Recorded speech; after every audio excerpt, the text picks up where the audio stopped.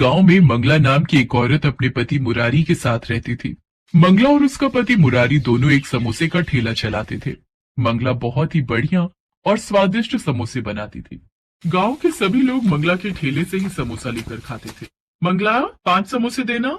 मंगला दीदी 2 समोसे मुझे भी दे देना। कुछ भी कहो मंगला, ऐसे समोसे इस पूरे वीरपुर गांव में कोई नहीं बनाता। वाह वाह वाह वाह। मंगला और मुरारी दोनों मिलकर अच्छा कमा लेते थे। 590 और ये 10 रुपए, पूरे 600। सुनो, बस ऐसे ही हम पर लक्ष्मी जी की कृपा होती रहे। हमारी कमाई बहुत ही अच्छी हो रही है। सब तुम्हारे हाथों के बने समोसों का ही तो कमाल है मंगला। सुनो, कल जल्दी उठ जाना, समोसे बनाने का सामान खत्म हो रहा है। जल्दी मंडी हो आएंगे, क्योंकि टाइम पर समोसे बनाकर ठेला भी तो लगाना है। ठीक है, तुम मुझे जल्दी उठा देना। अगले दिन मंगला और मुरारी दोनों समोसे का सामान लेने मंडी जाते हैं। भैया, सबसे बढ़िया वाले 20 किलो आलू कर दो। ये 30 रुपए किलो वाला आलू है, ये कर दूं? बढ़िया है ना? और मीठा नहीं होना चाहिए आलू, ना ही खराब। ये मटर तोल दो, प्याज और बाकी हरा धनिया, हरी मिर्च। मंगला और मुरारी इसी तरह सब्जी वाले से बढ़िया सब्जी खरीदते हैं। राशन की दुकान से समोसे बनाने के लिए बढ़िया मैदा और तलने का तेल खरीद लेते हैं। मंगला और मुरारी समोसे बनाने में बहुत ही बढ़िया सामान इस्तेमाल करते थे। शायद यही वजह थी कि उनके समोसे बहुत ही ताजे और स्वादिष्ट लगते थे। मंगला की जिंदगी में सब कुछ अच्छा चल रहा था। ऐसे ही एक दिन, सुनो जी, सामान लेने मंडी नहीं चल रही क्या? अरे भूल गई, आज शहर से मेरा दोस्त रघु अपनी पत्नी के साथ आ रहा है। हाँ, मैं तो भूल ही गई। एक काम करो, सामान मैं खरीद लाती हूँ। कभी पीछे से आ जाए तो तुम तो घर पर होगे, और सामान लाना भी जरूरी है। कल ठेला कैसे लगेगा फिर?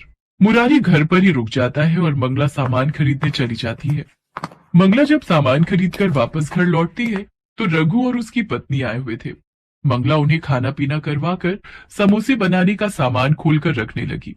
अरे आप लोग इतना महंगा सामान खरीद कर समोसे बनाते हो, इससे आपको क्या बचत होती होगी? 5 रुपए के समोसे में 10 रुपए की तो लागत ही लगा देते हो। ऐसे थोड़ी होता है। अरे कमाई करना सीखो। मैं शहर में रहकर बहुत मैं तेरी बात नहीं समझा रघु। भैया, मैं आपको समझाती हूँ। हम पति पत्नी शहर में अपना घर बनाकर बैठे हैं, और आज ये हमने मिलावट करके ही कमाया है। बस ग्राहकों की जीभ पर स्वाद लगना चाहिए। अरे तू समझा नहीं, तू इतना महंगा मैदा, इतने महंगे आलू और सब्जियां, तेल सब कुछ खरीदता है भाई। पर मैं भी ऐसे ही समोसे और पकौड़े का ठेला लगाता था, पर कोई कमाई नहीं होती थी। फिर मैंने शहर जाकर देखा कि सस्ता सामान लगाकर भी उतनी ही कमाई होती है जितना कि महंगा लगाकर।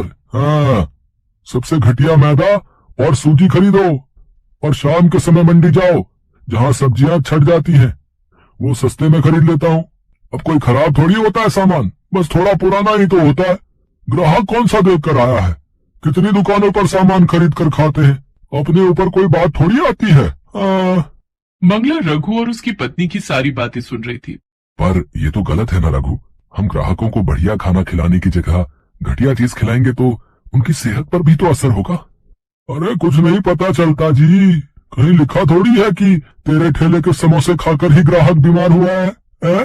अगर अपना पक्का घर बनवाना है तो थोड़ी बहुत तो धोखाधड़ी करनी ही पड़ेगी भाई, वरना ऐसे काम नहीं चलेगा मंगला भाभी। ये ठीक कह रहे हैं मंगला भाभी। आगे बाल बच्चे होंगे तो खर्चा भी तो चाहिए। अभी से ये सब शुरू कर दो, वरना बाद में बहुत पछताओगे। कब तक रोजाना की कमा कर खाते रहोगे? कुछ तो जोड़ोगे ही ना। रघु और उसकी पत्नी की बात मंगला के दिमाग में घर कर गई। मंगला को कम लागत में ज्यादा पैसे कमाने का लालच आ गया। कुछ दिन बाद मंगला और मुरारी